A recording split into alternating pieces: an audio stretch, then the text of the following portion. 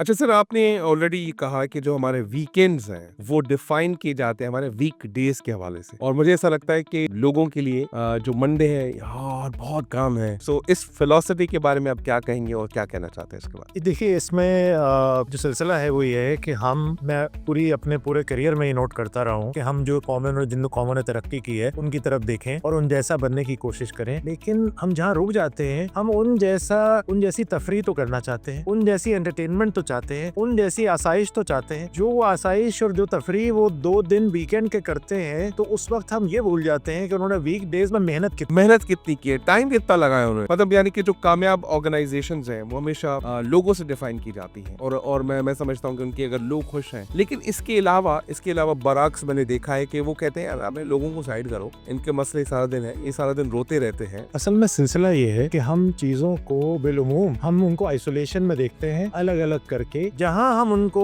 उनके दुख दर्द को समझना एचआर और लाइन मैनेजर बोथ अगर खत्म कर देते हैं या कम कर देते हैं, वहां पे वो डिसएंगेज होना शुरू हो जाते हैं। अच्छा सर, आपने ऑलरेडी कहा कि जो हमारे वीकेंड्स हैं वो डिफाइन किए जाते हैं हमारे वीक डेज के हवाले से।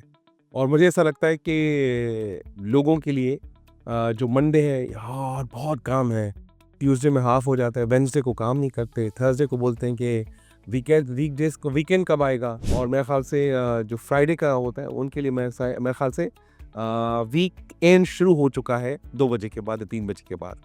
सो इस फिलॉसफी के बारे में आप क्या कहेंगे और क्या कहना चाहते हैं इसके बाद? देखिए इसमें जो सिलसिला है वो ये है कि मैं अपने पूरे करियर में ये नोट करता रहा हूँ कि जिस दौर में हम जिंदा हैं, this is basically categorised by the superiority और अचीवमेंट ऑफ द वेस्ट। अब वेस्ट को जब हम एमुलेट करना चाहते हैं, जिसमें कोई बुराई नहीं है कि हम जो कॉमन और जिन कॉमन ने तरक्की की है उनकी तरफ देखें और उन जैसा बनने की कोशिश करें, लेकिन हम जहाँ रुक जाते हैं हम उन जैसी तफरी तो करना चाहते हैं, उन जैसी एंटरटेनमेंट तो चाहते हैं, उन जैसी आसाइश तो चाहते हैं, लेकिन जो वो आसाइश और जो तफरी वो 2 दिन वीकेंड के करते हैं तो उस वक्त हम ये भूल जाते हैं कि उन्होंने वीक डेज में मेहनत कितनी की है, टाइम कितना लगाया उन्होंने। कितनी जाफिशानी के साथ the way they end up working without any seeing right or left for 5 days, then they actually deserve to entertain themselves, to relax themselves in the 2 days. हम वो रिलैक्सेशन तो वही चाहते हैं, हमें वीक एंड्स तो चाहिए, वीक डे नहीं चाहिए, डेज नहीं चाहिए। और हम इस पूरी कहानी में हमें बताने वाले और हम खुद समझने वाले ये भूल जाते हैं कि ये 2 दिन की जो आराम है, इस 2 दिन की जो तफरी है, ये नतीजा उन 5 दिनों का है। 5 दिनों का है। अब जो नतीजा हमारी जिंदगी में नहीं आता तो हम हैरान होते हैं कि हम क्यों नहीं रिलैक्स कर पा रहे, हम तफरी वैसे ही क्यों नहीं कर पा रहे जैसे गोरा करता है। तो वो तो 5 दिन रगड़ता है।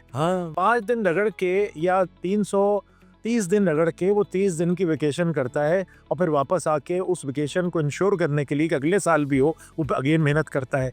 तो हम जहाँ फॉल्टर कर रहे हैं, हम बहुत टैलेंटेड कौम है, बिल्कुल सही, इसमें कोई दो राय नहीं है। हमने जहाँ पर wherever we have put our mind to, we have achieved it, but हम हार्ड वर्क में मार खाते हैं। और किसके लिए मार खाते हैं? अपनी ज़ात के लिए मार खाते हैं। मैं लकी मोटर्स कॉर्पोरेशन में काम कर रहा था। किया मोटर्स में अक्सर इंटरव्यूज़ के लिए लोग आते थे, जब तो मैं उनसे पूछता था कि आपने हमारी वेबसाइट देखी? तो वो कहते थे कि अक्सर, सब नहीं लेकिन अक्सर कहते थे कि नहीं, मौका नहीं मिला। मैं उनसे कहता था कि वेबसाइट देखने में कितनी एफर्ट चाहिए। अपने बिस्तर पे लेट के रात का आखिरी काम तकिए पे सर रख के मोबाइल की मशीन खोल के, और अच्छी वेबसाइट है, मज़े की गाड़ियाँ बनी हुई हैं उसमें, कोई बोरिंग भी नहीं है। तो और मैं उनको सिखाने की कोशिश करता था बहुत दिल के साथ कि देखो, जब तुम अपने लिए मेहनत करने को तैयार नहीं हो, how should I expect that you will work for us? Absolutely yes. तो ये थोड़ी सी कसर, बहुत सब कुछ अच्छा है, टैलेंट बहुत अच्छा है, कॉम्प्रिहेंशन बहुत अच्छी है, लेकिन ये मेहनत का जज्बा जो है वो हमें बनना हम वैसा चाहते हैं जैसी कामयाब कौमें हैं, लेकिन उतनी मेहनत करने से हम दूर हैं। थोड़ा सा लेजी कौम है, थोड़ा सा बिल्कुल सही। Successful organization will always be defined by being human amongst other key reasons. मतलब यानी कि जो कामयाब ऑर्गेनाइजेशंस हैं वो हमेशा लोगों से डिफाइन की जाती हैं। और मैं समझता हूँ कि उनके अगर लोग खुश हैं और लोग उनको एस्पायर करते हैं, लेकिन इसके अलावा बराक्स मैंने देखा है कि वो कहते हैं यार अपने लोगों को साइड करो, इनके मसले सारा दिन है, ये सारा दिन रोते रहते हैं, या उनको थोड़ा सा इग्नोर किया जाता है।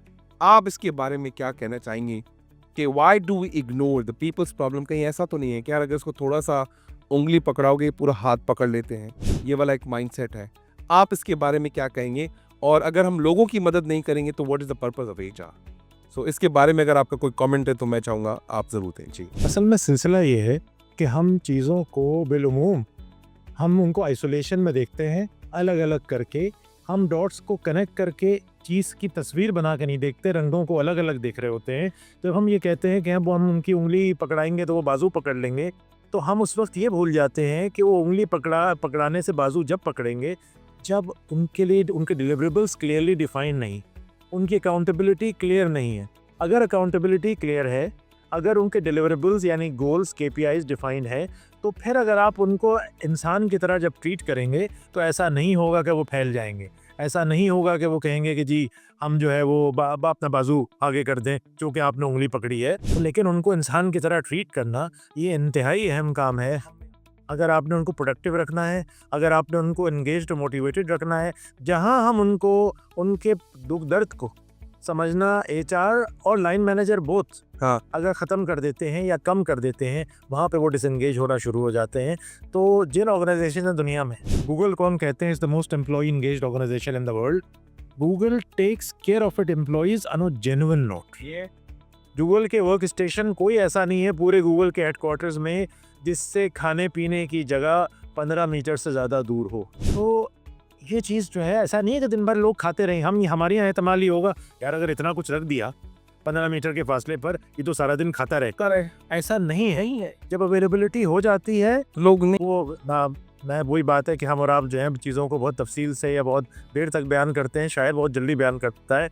जॉन एलिया साहब ने कहा था कि हमने देखा तो हमने ये देखा जो नहीं है वो खूबसूरत है। जब आप चीज़ें मुहैया कर देंगे, जिम भी है, ऑडिटोरियम भी है, खाना पीना भी है, वो रोज़ नहीं खाएंगे। हाँ, लेकिन उनको ये तसल्ली रहेगी कि जब जब हमें भूख लगेगी, जब जब हमें फिटनेस का ख्याल आएगा, जब जब हमें कोई अपने रिक्रिएशन का ख्याल आएगा, तो हमारी ऑर्गेनाइजेशन ये चीज़ प्रोवाइड करती है। ईद हड़का के खा जाएंगे सब, ऐसा नहीं होगा। जो चीज़ मैसर होती है वो अपने वक्त खो देती है। एब्सोल्युटली। जो चीज़ नहीं होती, इंसान हर वक्त उसका ख्याल करता रहता है। HR में एक चीज़ हम पढ़ते हैं, हाइजीन फैक्टर्स।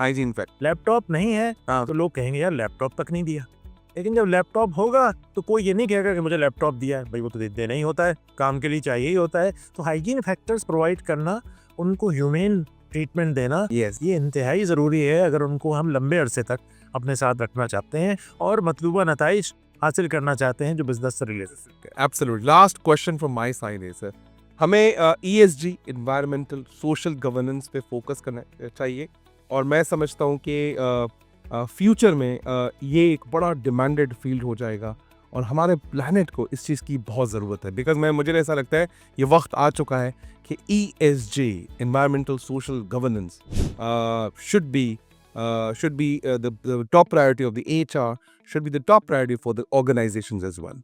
इसके बारे में क्या ख्याल है आपका? बिल्कुल आपने दुरुस्त फरमाया कि ये हमारा प्लैनेट, ये हमारा मुल्क, ये सस्टेनेबल बुनियादों पे जब ही चलेगा, और जब सस्टेनेबल बुनियादों पे चलेगा तो हम बिजनेस कर सकेंगे, यहाँ पर हम इदारों को चला सकेंगे।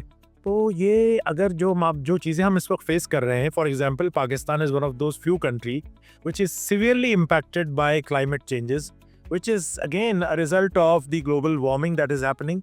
तो उसमें अगर हम इसके लिए प्लान नहीं करेंगे, अपने मुल्क को बेहतर प्लांटेशन से, बेहतर वाटर यूजेज से, वगैरह वगैरह वगैरह और जो चीज़ें हमें इम्पैक्ट करती हैं, अगर हम नहीं करेंगे तो हमारा मुल्क ही सस्टेनेबल अनफॉर्चुनेटली अल्लाह ना करे नहीं रहेगा। तो बिज़नेस क्या करेंगे?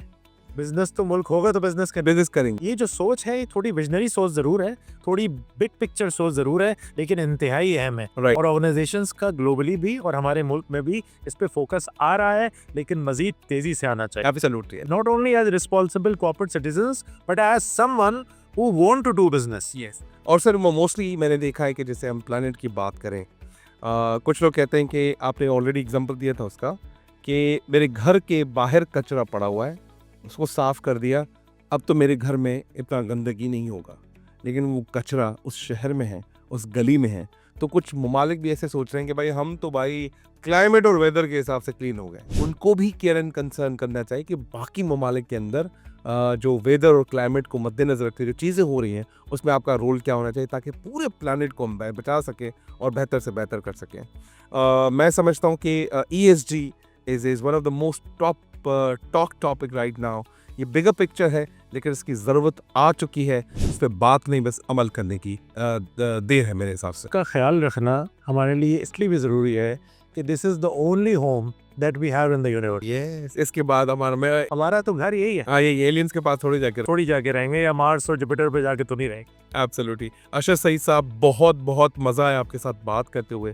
मैं चाहूँगा कि हमारे young professionals, existing professionals, senior professionals के लिए कोई एक लास्ट मैसेज हो जो आपने बड़ी ज़बरदस्त किस्म की शायरी की है, कोई भी ऐसा मौके की नज़ाकत को देखते हुए शायरी के जो है वो नोट पे एंड कर तो बड़ा ज़बरदस्त होगा। जी देखिए, कोई भी हो, मेरी उम्र का हो, Yeah. मुझसे बड़ा हो या छोटा हो, मैंने life is all about action.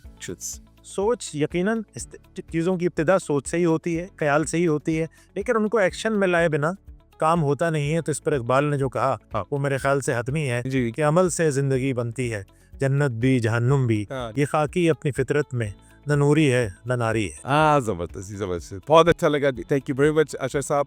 इंशाल्लाह आपसे और मुलाकात करेंगे और टॉपिक्स पे हम डिटेल बात करेंगे ताकि हम इस सोसाइटी को और कंट्रीब्यूट कर सकें। और आपका जो पिनेकल है उसको हम खुशामदीद कहते हैं कि हम आने वाले वक्तों में the Ranjit Kumar show pinnacle के लिए क्या कर सकता है, हम मिल बांट के हम और चाहेंगे लोगों को रिकग्नाइज करें इस प्लेटफॉर्म के थ्रू या डिफरेंट चैनल्स के थ्रू।